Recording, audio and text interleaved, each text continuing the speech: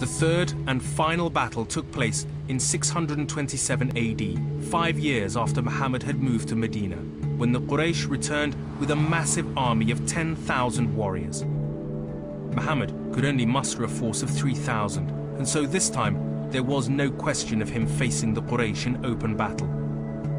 So he decided to fortify Medina against a siege. Medina was relatively easy to defend because it's surrounded by volcanic hills, but its most vulnerable point was to the north. And so Muhammad adopted a very simple tactic. He dug a huge trench, and its effects on the Quraysh advance was dramatic. This area of present-day modern Medina is where the so-called Battle of the Trench took place. Over there was the Meccan army, and over there was the Muslim army, and the trench dividing the two forces. The Meccan army was said to be so large that it covered an area as far as the eye could see, but thus began what must have been an incredibly strange standoff. The Meccan army was absolutely unable to do anything. They didn't have any siege equipment in which to get over this trench that Muhammad and his forces had built.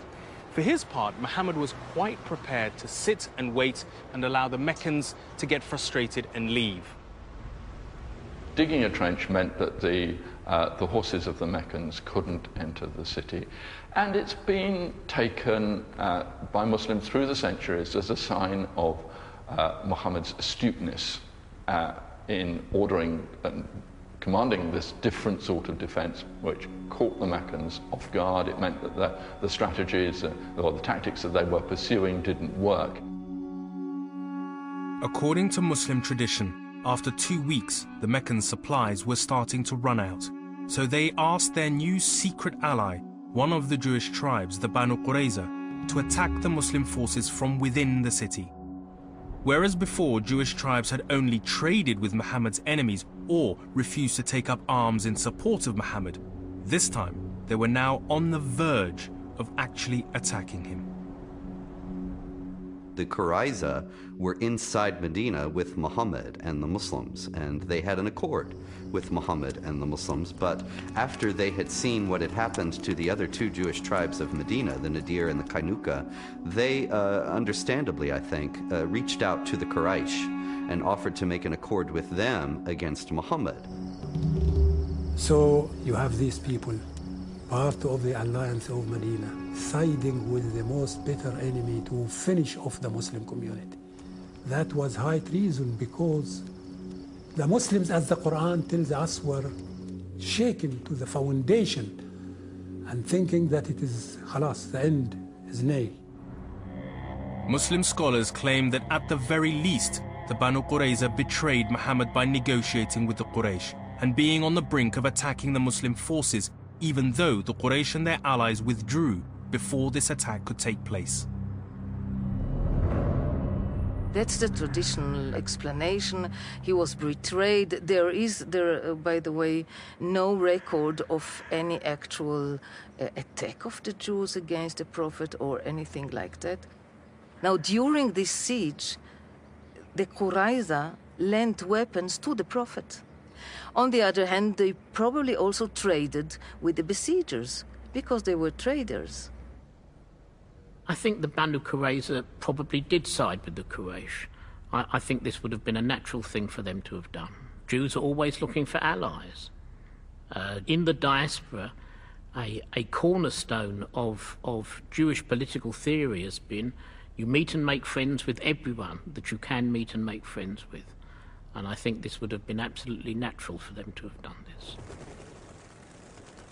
If this plot had succeeded, the Quraysh would have been able to enter Medina, they would have slaughtered Muhammad and all of his followers, and his attempts to start this new religion would have come to a halt.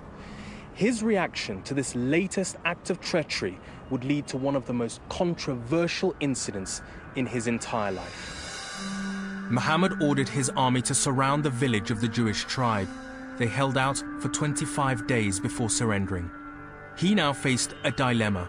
If he allowed them to go free, they could join the Quraysh in Mecca and help them to crush him. Rather than make the decision himself, Muhammad agreed that an independent arbiter be appointed. he allowed the Jewish tribal leaders to choose a respected local leader to arbitrate and pronounce judgment.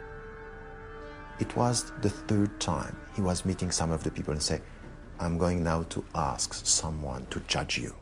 Are you happy with this? And he asked Sa'd ibn Mu'adh to come and to decide. He decided that the man should be killed. And before this, the Prophet said, I'm not going to judge, I'm going to ask someone. The point is for us here is to acknowledge two things. First, it happened that men were killed, but in a situation where he spared the life of the people 2 times before, and this was the last time, and say, this is enough, because you are continuing, even though we are sparing your life, to attack us in a way which was betraying us. He said all the fighters amongst Banu Qurayza should be put to the sword, and the women and children should be taken as captives. This is what happened. They were executed.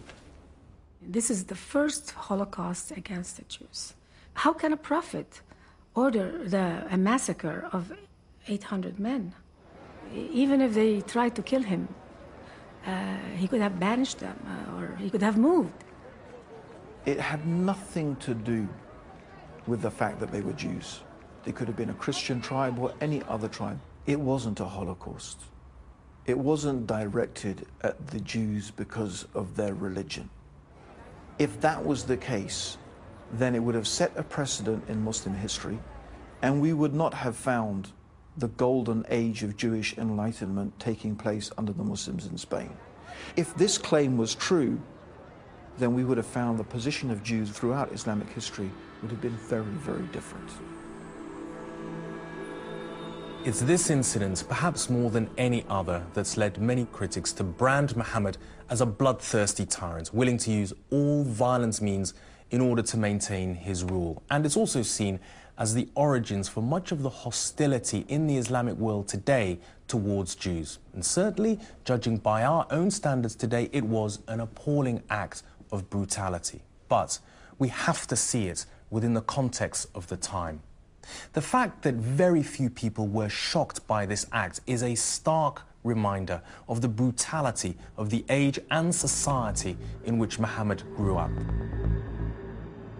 I think that the massacre at that time had an impact on the outlook of Islam towards the Jewish world. I think over the centuries since then, the Islamic world has, in a sense, bought into a particular view of Jews. Now, having said that, I think there are other factors that have influenced Islamic attitudes towards Jews. But I think that was certainly one of them. I think it seared itself into the Muslim historical memory. And to that extent, it has had an impact that we feel down to this day. In some parts of the Muslim world and Muslim communities in the West, a new anti-Semitism has appeared that claims legitimacy from the Quran. Its offensive rants are to most Muslim and non-Muslim ears completely abhorrent. أيا يهود ألا لعنة الله عليكم أيا يهود اللهم أنزل عليهم سخطك ورجزك وعذابك. All the people who are confusing some of the historical events with taking a position against the Jews only because they are Jews are not respecting the Islamic tradition. This is unacceptable, this is racism, this is anti-Semitism, this is against our religion. We can't at the same time say, Hum min ahl al-kitab, that they are people of the book and they are following the monotheistic tradition, and at the same time have racist statements just targeting the Jews, while the Prophet, when he arrived in Medina, and this is something which is very important for us, when he started this Islamic society with the rules, he spoke about al-Ummah al-Islamiyya, the community, and he said, Hum min ummatina, they are members of our Ummah. Who? The Jews and the Christians. So how come he's saying this, and now we come with these statements that are completely unacceptable from an Islamic viewpoint, and we are confusing what a state, a government can do, for example in the Middle East, with what the Jews are The Jews are our brothers and sisters in faith and humanity. The legacy of Muhammad's treatment of the Jewish tribes in Medina is still with us today, but at the time it saw him emerge as the leader of a powerful new movement in Arabia that was gaining in confidence. But would this be his only legacy? He was now in his late 50s and for most of his life had to face brutal persecution. He'd been forced out of his hometown and was engaged in almost continual bloody conflict. In particular, Muhammad had to resolve this struggle for supremacy with the Meccans. Would that end in yet more violence, or could he find a safer future for his followers? In essence, would Muhammad be remembered as a leader and warrior who conquered Arabia, or as a prophet with a wider message for the entire world?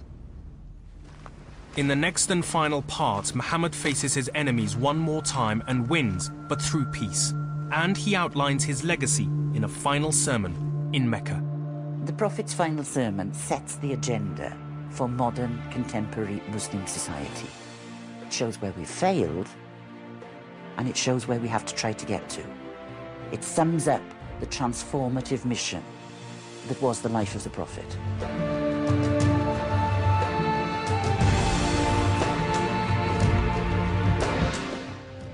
And the life of Muhammad continues here on BBC HD next Monday at 9. Next this evening, though, it's a difficult time for jazz in Small Teen, Bigger World.